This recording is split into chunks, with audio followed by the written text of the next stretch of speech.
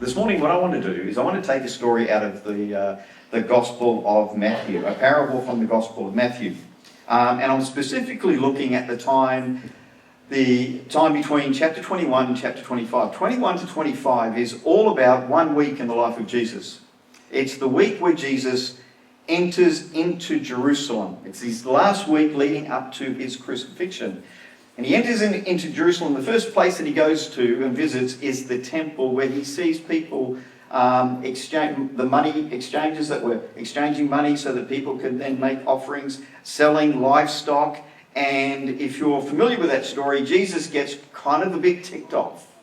And he goes in there and he overturns the tables of the moneylenders and he drives out the livestock. And then he turns to the religious leaders who are a bit upset about this guy coming in and disturbing their temple. He turns to them and says to them that they have taken the Lord's house, which was meant to be a house of prayer, and have turned it into a den of thieves. Now you can imagine that didn't go down too well with the scribes and Pharisees, because he does it publicly.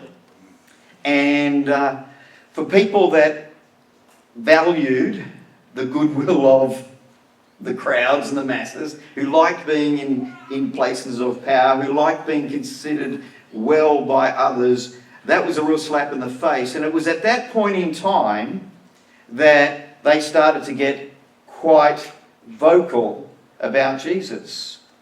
And they set a couple of traps for Jesus. And some of you might remember some of the things that they came and asked Jesus what was the most important commandment. They also asked Jesus, should they pay their taxes to Caesar? And every time that they tried to trap Jesus in his words, he turned the tables on them. And then Jesus does something that I wouldn't advise you to do unless you're Jesus.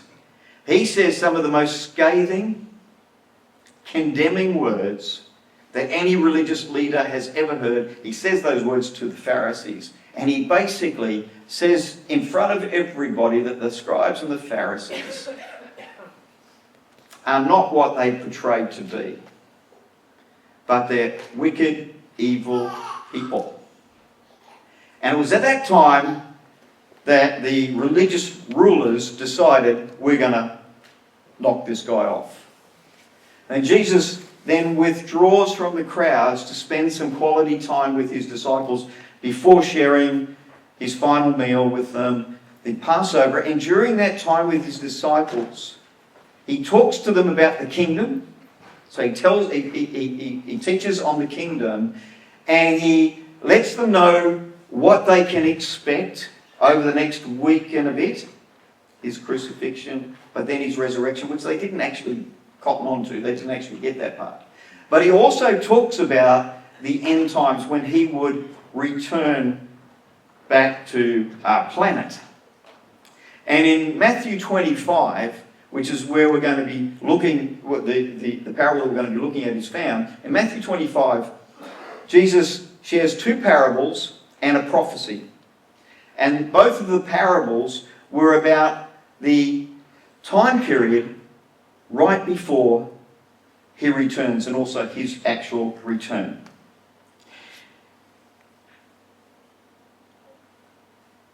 So there was a parable of the 10 bridesmaids, the parable of the talents, and the prophecy of the judgment seat of Christ when he returned. Now, there are a number of reasons that Jesus used parables in his teaching. First one was to reveal spiritual truth through simple, relatable stories. Parables were everyday stories drawn from common life, like farming, fishing, family business, but they carried spiritual meaning underneath. Jesus quite often would start his parables with, the kingdom of heaven is like, and then he would tell a story. Jesus used familiar images so that ordinary people would understand or grasp a hold of truths about God, faith, and the kingdom of heaven. Secondly, parables invite genuine seekers to think and understand. Parables weren't meant to give instant answers. They were meant to provoke reflection. They were like spiritual puzzles that rewarded the humble and the hungry. Every time you come back to them, you see something different, because we read these parables of Jesus in relation to our current context, and our context is always changing. So what you got out of a parable 10 years ago will probably be slightly different to what you get out of it if you were to read it today. And we're going to do that in just a moment. Number 3, parables conceal truth from the hard-hearted. Some people, especially the religious leaders of Jesus' day, refused to listen or to believe. And parables hid truth from those who rejected it, fulfilling Isaiah's prophecy in Isaiah 6, verses 9 to 10. Talking about Jesus saying that he would speak in parables so that certain people wouldn't understand. Speaking of prophecy, parables fulfill prophecy. And the writer of Matthew, in Matthew 13:35, he quotes from Psalm 78:2, which says, "I will open my mouth in parables, I will utter things hidden since the creation of the world." And the writer of the book of Matthew quoted that because Jesus was constantly telling parables and he wanted his readers to understand why. And then finally, parables, and this might sound a little bit strange after saying that they can be a little bit difficult to understand. But finally, to make truth easier to remember, stories stick in the mind far better than abstract teaching. Now this morning I want to take another look at a parable, one that many of you would be familiar with, one that we've spoken about at church here before. The parable of the talents. Now the parable of the talents is one of my favourites, along with the parable of the sower, because there's so much in the parable of the talents that's helpful for our understanding of God, how God views us, what he expects from us, what we need to be doing with our lives, what we can expect in return, etc., etc. Now remember, Jesus has just been talking about his return in the end times, and he prefaces these two parables in Matthew 25 with, "At that time, the kingdom of heaven will be like." What time is he talking about? He's talking about the time right before he returns. When Deb and I used to go away on trips with our kids, when our kids were old enough to look after themselves overnight, which actually meant that they weren't kids, they were young adults, all right? So we weren't leaving our kids behind when we took off, but we left them. When we went off on a trip, I made it a habit that just before we flew in or drove home, I would send them a text message saying, "We're on our way, tidy the house." And I have to say, they always did a great job. Jesus here is giving us a heads up so that we can be prepared for his return. Because there are certain things that we need to be doing before he shows up. Because who knows, it's too late to do the dishes that have been sitting in the sink all week when mum and dad walk in through the front door. So we pick up the parable of the talents in verse 14 of chapter 25.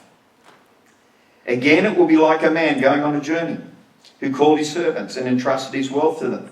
To one he gave 5 bags of gold, to another 2 bags, and to another 1 bag, each according to his ability. Then he went on his journey." Now the Greek says talents, not gold, all right, in the Greek, when in the translation. A talent was worth about 20 years of a day labourer's wage. The man who had received 5 bags of gold, approximately $9 million in today's world, went at once and put his money to work and gained 5 bags more. So also the one with 2 bags of gold gained 2 more. But the man who had received 1 bag, a measly $1.8 million, went off, dug a hole in the ground, and hid his master's money. After a long time, the master of those servants returned and settled accounts with them. The man who had received 5 bags of gold brought the other 5. "Master," he said, "you entrusted me with 5 bags of gold. See, I have gained 5 more." His master replied, "Well done, good and faithful servant. You have been faithful with a few things. I will put you in charge of many things. Come and share your master's happiness." The man with 2 bags of gold also came. "Master," he said, "you entrusted me with 2 bags of gold. See, I have gained 2 more." His master replied, "Well done, good and faithful servant. You have been faithful with a few things. I will put you in charge of many things. Come and share your master's happiness." Then the third guy. Then the man who had received 1 bag of gold came. "Master," he said, "I knew you were a hard man, harvesting where you have not sown and gathering where you have not scattered seed. So I was afraid and went out and hid your gold in the ground. See, here is what belongs to you." His master replied, "You wicked, lazy servant. So you knew that I harvest where I've not sown and gather where I've not scattered seed?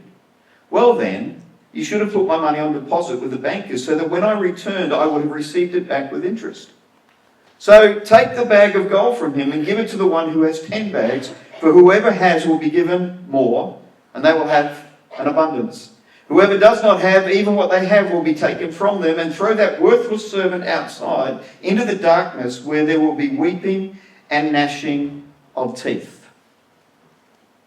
Now at this point, I could let you sit here and reread that parable, asking yourself, what is it that Jesus is saying to me when I read this particular story? And that would be a good thing for you to do.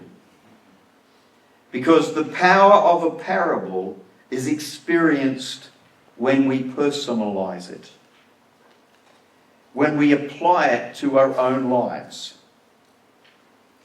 And if you were to go home today and open up your Bibles and reread it, that would be a good thing to do.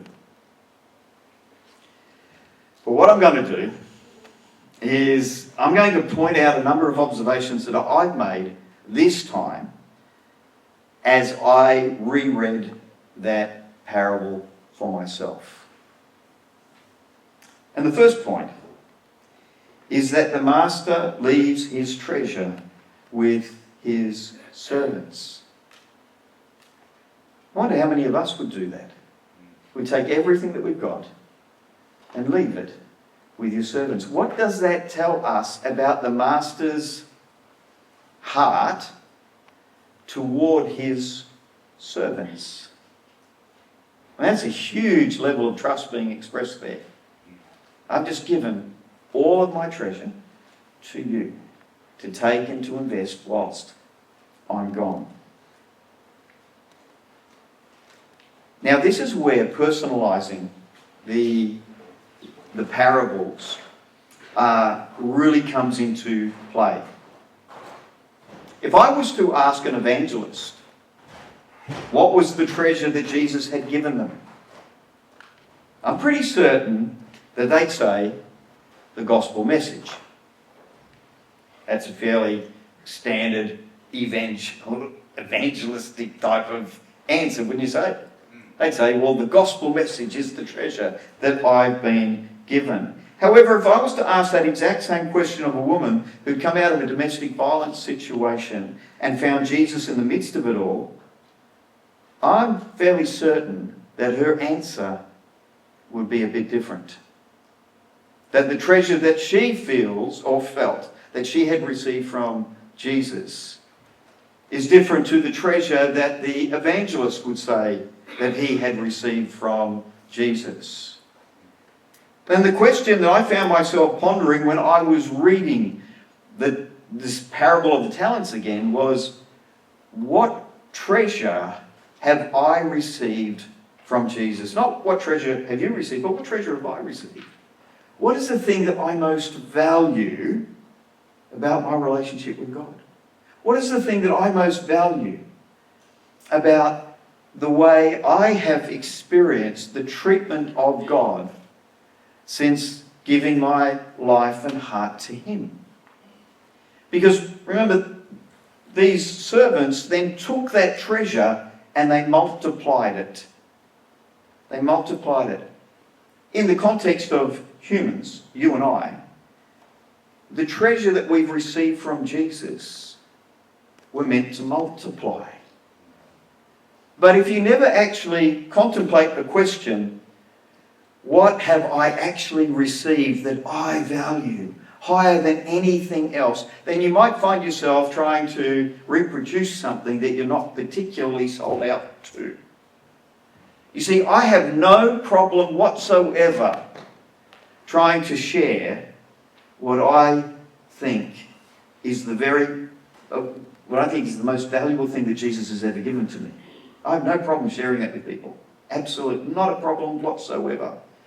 I do have a problem sharing stuff that other people think is important at times, because it's like this: if somebody came to me and gave me a Microsoft laptop, a brand new Microsoft laptop, I probably wouldn't appreciate it all that much. However, if they gave me a brand new MacBook Pro, I would appreciate that quite a lot, because I am an Apple man, right? Because I'm trying to redeem what happened in the garden. That's why I'm an Apple person, right? But I'm an Apple man. Microsoft laptop? Nah. MacBook Pro? Aha. This is pretty cool. I don't mind talking to people about the benefits of MacBook Pros, but I find myself struggling to say anything nice about Windows PCs. And it's an issue that I've had all my life, so I don't think it's going to change all that much.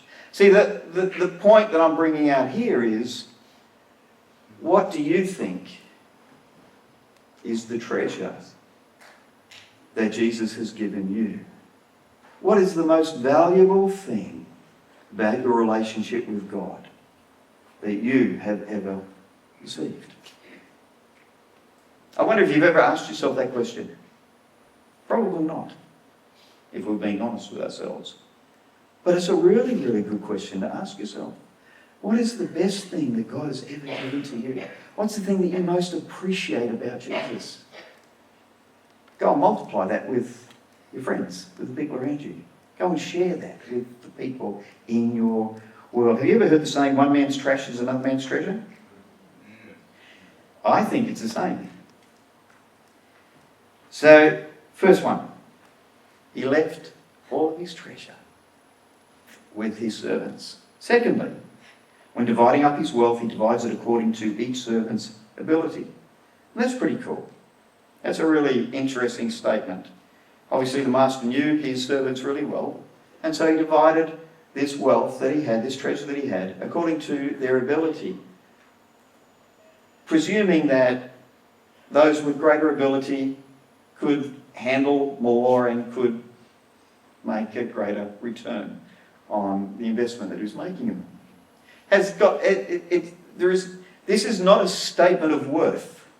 He's not saying that this servant was more valuable than this servant was more valuable than that servant.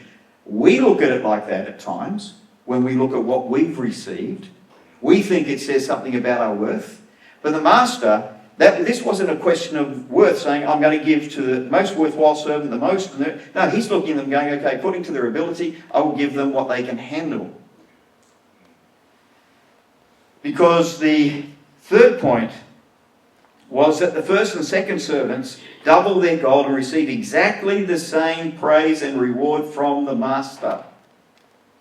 So one received 5 talents, one received 2 talents. They both doubled the amount that they were given, and they both received the exact same reward. You see, God measures success by faithfulness and effort, not by comparison to others or the results that we think we should have achieved. And that's something that's really important to know. If you don't have an ego that's constantly comparing yourself with other people and looking to beat other people in what you achieve. God is saying here that I'm not looking for the exact same results, because you don't start off with the exact same treasure. You don't start off from the exact same starting point. God doesn't expect the same from one person as he does from the other. But he does expect that each of us will be faithful with what we've received and that we will make an effort. Which brings us to the third guy. The master, and I find this really interesting, the master accepts the third servant's critique. But then he says he shouldn't have hidden his talent, but instead invested it with a bank who would have put his money to work earning interest. Now it appears that the master is saying that if he had done that, he may have gotten a reprimand, but he would have been okay. So how do we apply that to our lives? What's this thing about a bank? I actually think Jesus is giving us an understanding of, sometimes you don't know what it is that you're supposed to be doing in life. At various stages in my life, I've kind of looked at the future and thought, what do I do here? And some people, when you talk to them, they go, look, I don't know what it is that I should be doing for Jesus. And Jesus says, well, you should have taken the money when you didn't know what to do with it. You should have at least taken the money and put it in a bank. And what do banks do? Banks take our money and they put our money to work. And they get a return, and then we get a little bit of interest back for it. So in the context of the church, in context of Christian, your following of Jesus, sometimes you don't know what to do, but there are other people around you that are well and truly on the track that Jesus wants them to be on. And I think what Jesus is saying here is that the times that you don't know what to do, go and help somebody who does. Because you'll help them they'll take your effort, they'll take your help, and they'll put it to work, and they'll make a return for the kingdom, and you'll make some interest on your effort which Jesus receives. And I think that's a really good principle at times when we don't know what to do with our lives. Then find somebody who's doing something for Jesus, something that resonates with you, and go and help them. Help them do it. Just work alongside of them. And the truth of the matter is, what I've discovered in life is that when you just get active, when you start to move, when you start to do stuff, it starts to become more and more clear where it is that Jesus wants you to be putting the treasure that he's given you into action. The other thing about this guy was he obviously had a fairly healthy ego. Why do I say that? Well, you need to feel pretty good about yourself if you're going to criticise your boss in front of the other staff. I mean, if he was a beaten down, browbeaten, employer of the boss, he probably would have just brought his money, given it to him, and then slunk away. But in front of everybody else, he starts to tell his boss off. I actually think, and this is just me reading into it, right? This is where parables are really good, because I was kind of like comparing this with my own experience, comparing it with what I know of people and the way they interact and all that sort of stuff. I actually think that when the master was handing out the 5 talents, the 2 talents, and the 1 talent, this guy only received 1 talent, he was ticked off with the other 2 servants. He was ticked off with his master, he was ticked off with the other 2 servants. He thought he deserved as much as the others. So, as a way of resisting, as a way of protesting against his master's unfairness, he then goes, I'm just going to hide them, just bury this. And he's thinking, he's getting all self-righteous about it, thinking, well, I'm not stealing it, I'm not running away and taking the money and spending it on myself. I'm just disagreeing with what's happening here. And he goes and he buries it. Then his master returns and he goes, right, I'll dig it up and I'll come in front of him and everybody's around me. Right, you're just a mean mongrel and here's your money. Thinking that somehow that was going to go over well. I mean, what did he think was going to happen, really? I mean, that was not going to go over well. And he gets kicked out. And I think sometimes, what is that trying to bring across to us? What is Jesus trying to tell us here? I think Jesus, all the way through this, he says, he gave out 5, 2, 1, according to their ability. They go and produce double. He says, he gives both of them the exact same reward. I think Jesus is trying to tell us that it really doesn't matter how gifted or ungifted you are. It really doesn't matter whether you can sing in tune or not sing in tune. It really doesn't matter if you're an extrovert or an introvert. It really doesn't matter how tall you are or how short you are. It really doesn't matter the hand that life has dealt you. Those things don't matter because God already knows. And according to your life circumstance, according to your ability, according to everything that's happened to you, God then comes and he says, okay, here's my expectation. Take the treasure that I've given you and invested in others. And if you do that, without comparing yourself against others, without feeling inferior because of what others have received, without getting cranky with God because you think this isn't fair, if you just take your treasure, invest it in others, then you'll receive exactly the same reward. I intend to receive the exact same reward as Mother Teresa did. I intend to receive the exact same reward that Billy Graham did. Now, I'm hoping both of them received rewards, all right? So, well, as much as I know, they did. I intend to receive just as much of a reward as Smith Wigglesworth, for all of our Pentecostals, as Smith Wigglesworth did. Not because I'm Mother Teresa, not because I'm Smith Wigglesworth, not because I'm Billy Graham, but because I've taken the treasure that Jesus has given me and I've tried to be as faithful as I possibly can, and I've put in some effort over the years. Understand something. That is not a statement of my worth as opposed to your worth. And if you're still sitting there thinking that in the kingdom of God, we have these people that are superstars and I'm right down here, you do not understand the kingdom of God at all.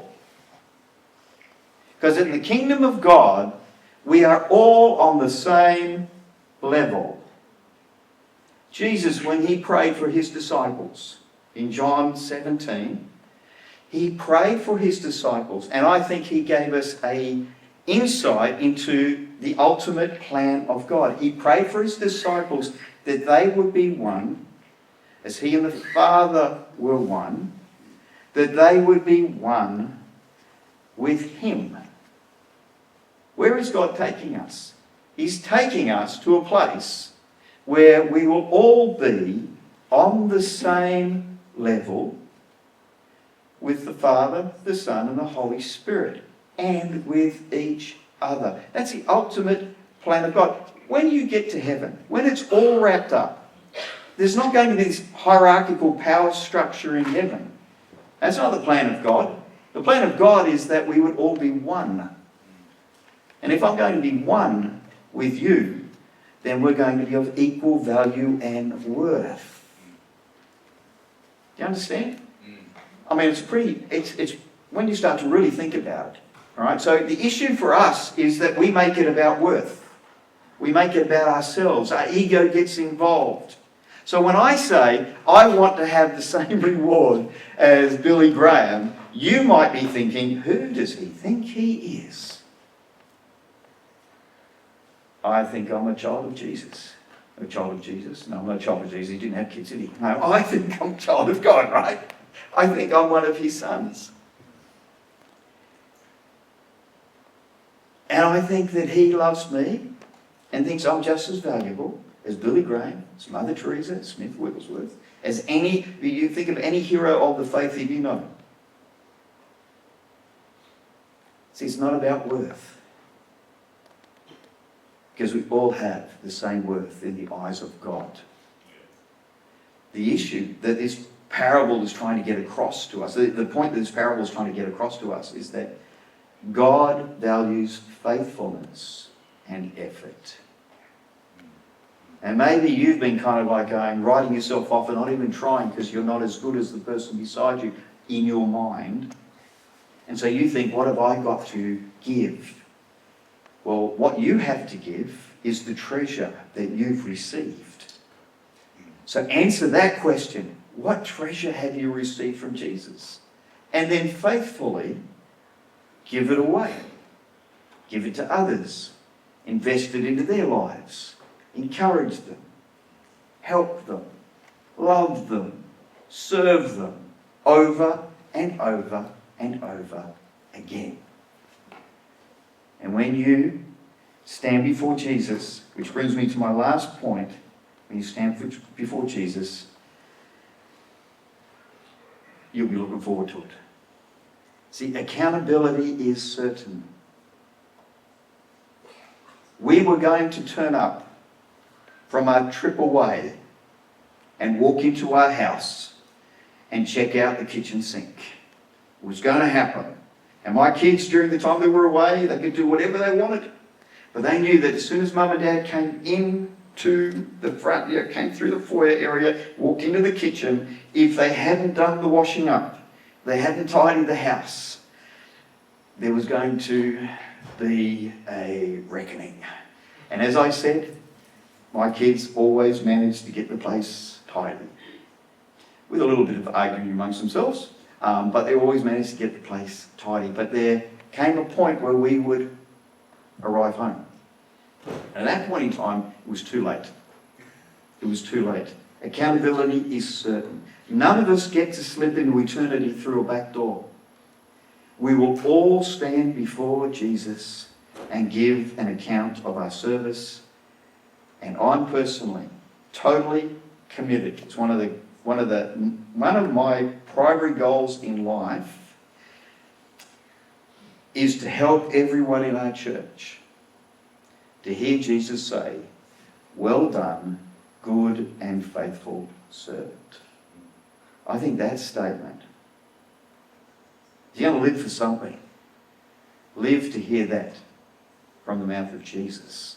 Well done, good and faithful servant. Don't allow life to distract you. Don't allow the disappointments of life to distract you. Don't allow the successes of life to distract you.